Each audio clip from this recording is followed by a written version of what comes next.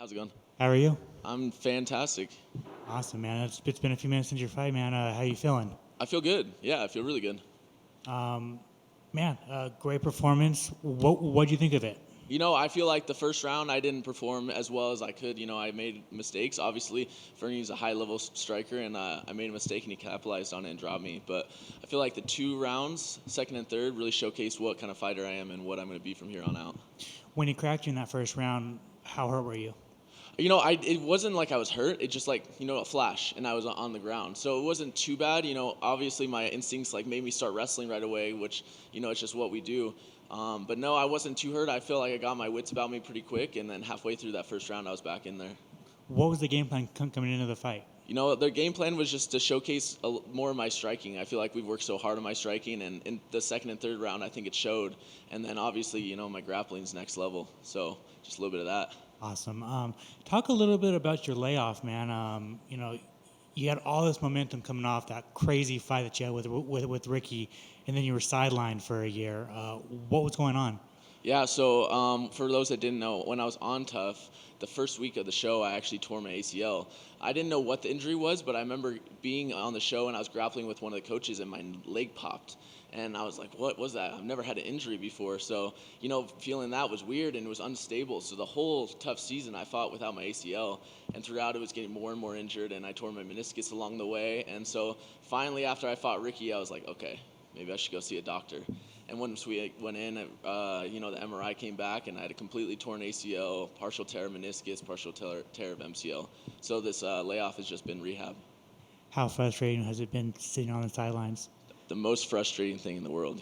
Getting off Tough and then getting a contract. I was so stoked. Honestly, I actually didn't even want to get the surgery. I was talking to my coaches and my mom, who's also a doctor, about, can I just fight without an ACL? And, it's possible, but they're like, Brady, you're 22 years old. You got to go get this fixed so you can have a long career.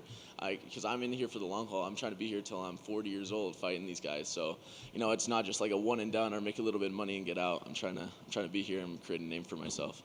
I mean, you had a fantastic fight with Ricky, but do you think this was a reintroduction to who Brady Hiestand is? I think round 2 and 3 was a reintroduction for Brady. I think round 1 was dusting the cobwebs off. Ring rust might have been a little bit of a factor, but round 2 and 3 is who I am, and I'm only going to get better from here on out.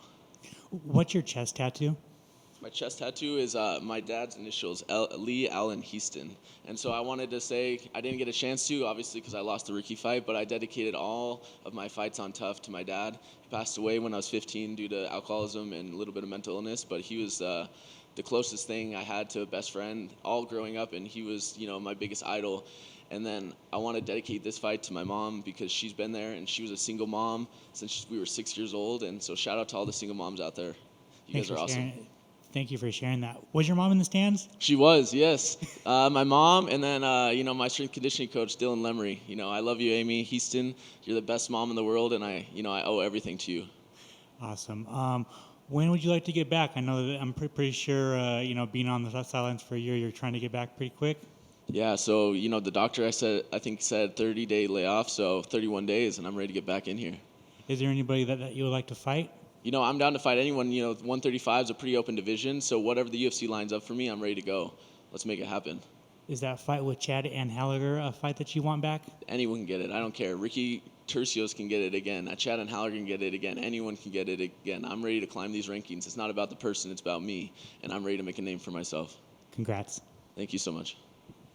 I've just got one for you over here. Sorry. No. I just want to know how, it's your first UFC win. Does it feel a little different, or does it just kind of feel like every other win?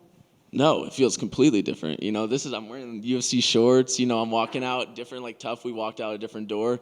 I'm on a UFC card. I'm a UFC fighter, at 23 years old. So this is the biggest thing in my life.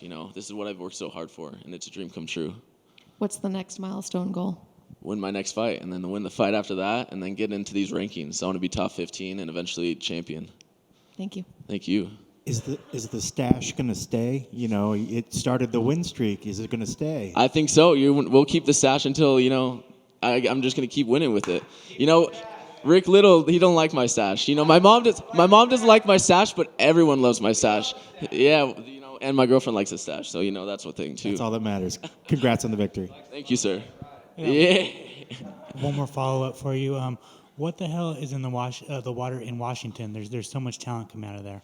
We're just built different up there, I guess. I don't know. We got a mentality that no one else has. Everyone that's came out of Spokane has touched our gym. Whether they're not with us now or anything. But Rick Little is our head coach. Mike Chiesa, Sam Cecilia, all the guys out of there. Juliana Pena, obviously. It's not something in the water. It's something with our team, and I think that shows. Congrats again. Thank you.